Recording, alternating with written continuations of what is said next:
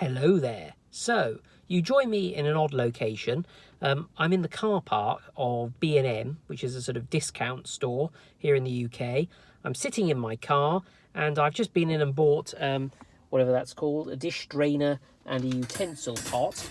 And I basically wanted to film a video about Lepin. So, for those of you who are unaware, Lepin was a company used in the loosest possible sense that manufactured counterfeit Lego products all over the internet.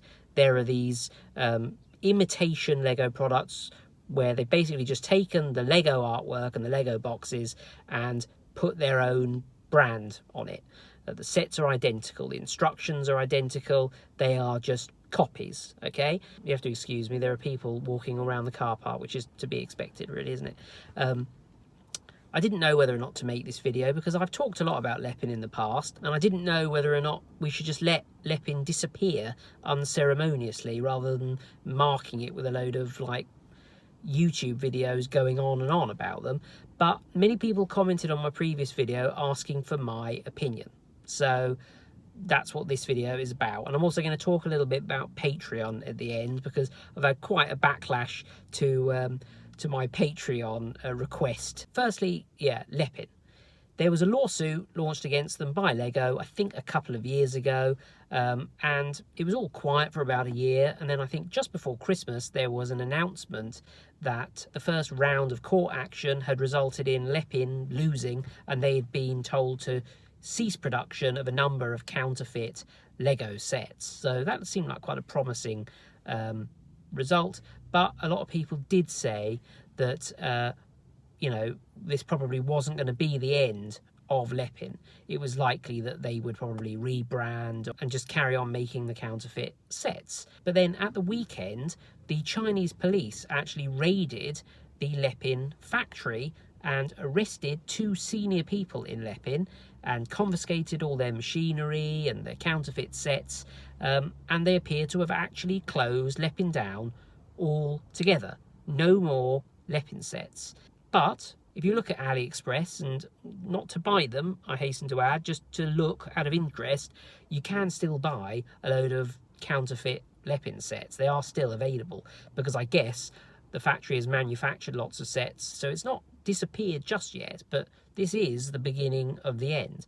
Now, I don't know whether or not Lepin will rebrand. There are still other fake brands out there other than Lepin that are making counterfeit sets. For now, Lepin looks like it's on the way out, and of course I think that is a brilliant thing. The argument used to support Lepin usually is that it's an alternative to Lego because Lego is so expensive. Well, I'm sorry, but that is actually a poor argument. It is a counterfeit product. And one thing that I've read in several of the news articles about Lepin was there is some debate over the safety of Lepin products.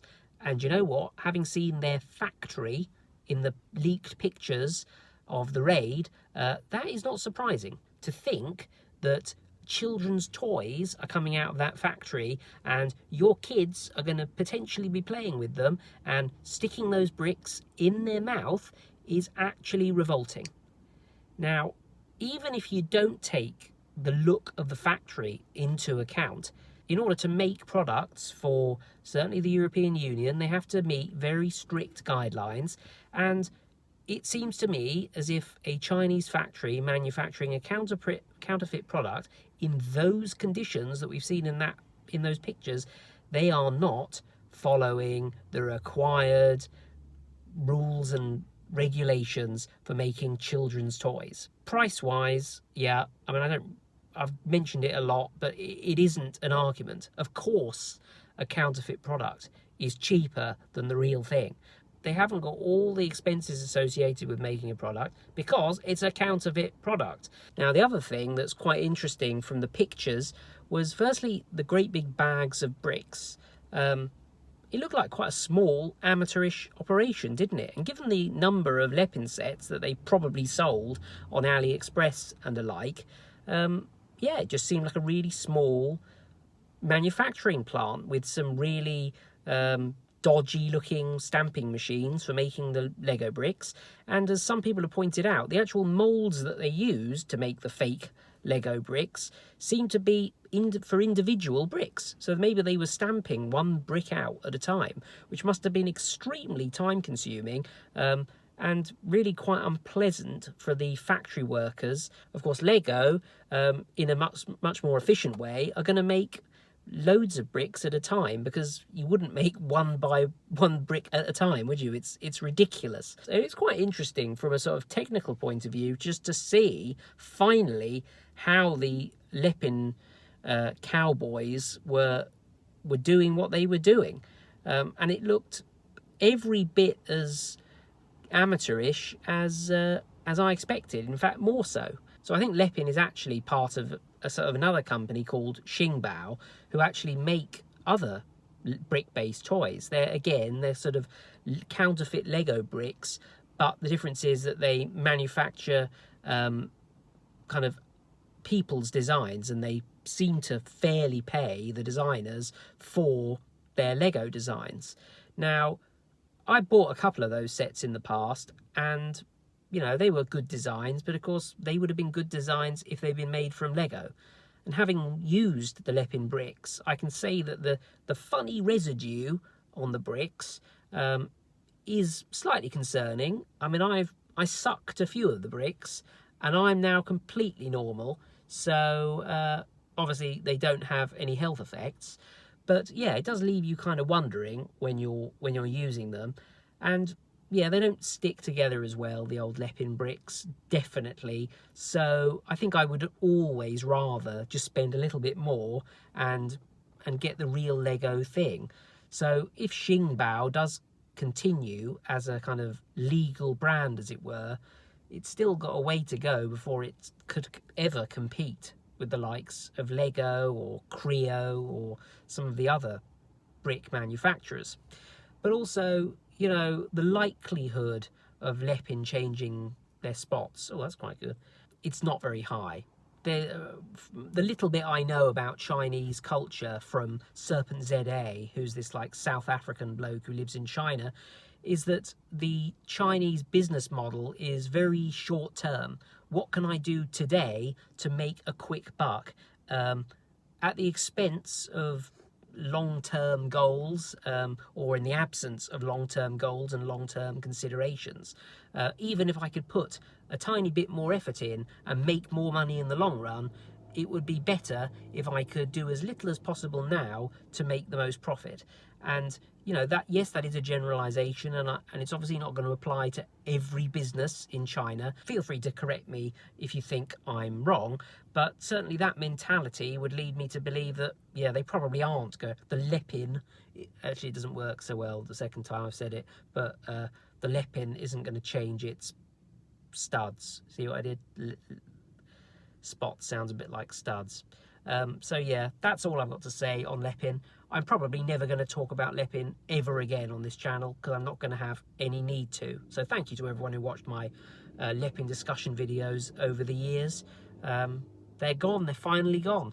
It's funny, if you wait long enough, everything seems to work out all right. That's the lesson we should take from this. But before I end the video, I briefly want to talk about Patreon. So I put a post on my YouTube channel, YouTube. It's actually YouTube, isn't it? But that sounds a bit wrong. YouTube channel, about asking people to, if they want to, support me on Patreon. And of course I said it's completely optional. You can watch my videos for free. But if you want me to make one video a week made available earlier to my Patreons, I will do that if you support me to the tune of $500. But it's optional, and I said it was optional, and I thought that by kind of discussing it and being a bit light-hearted, I would escape the wrath of kind of commenting trolls. But, you know, I didn't. And a lot of people have said, oh, you're begging, you make enough money as a doctor.